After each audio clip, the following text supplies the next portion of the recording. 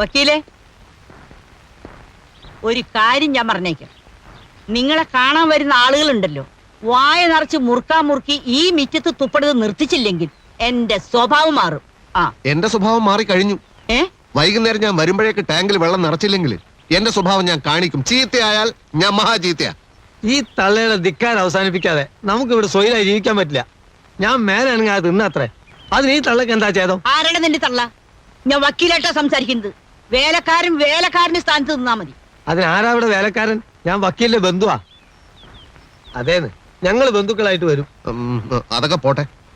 വൈകുന്നേരം ഞാൻ വരുമ്പോ മുകളിൽ ടാങ്കിൽ വെള്ളമില്ലെന്ന് പറഞ്ഞാൽ ഇവിടെ എന്തൊക്കെയാ സംഭവിക്കാന്ന് എനിക്ക് ഇപ്പൊ പറയാൻ പറ്റില്ല. എടോ കുഞ്ഞുകണ്ണ, ഇങ്ങ് വന്നേ. ഏത് വകയിലാ നീ എന്റെ ബന്ധുവാകുന്നത്?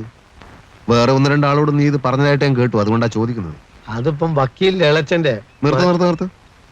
എനിക്ക് ഓർമ്മയുള്ള കാലം തൊട്ട് നിന്റെ അമ്മയ്ക്ക് എന്റെ വീട്ടിൽ ചട്ടിയും കലവും കഴുകലായിരുന്നു പണി. അങ്ങനെയുള്ള തുക്കട ഫാമിലി അല്ലടാ Nenmara family. Don't repeat it bloody fool. അങ്ങോട്ട് പറയേ.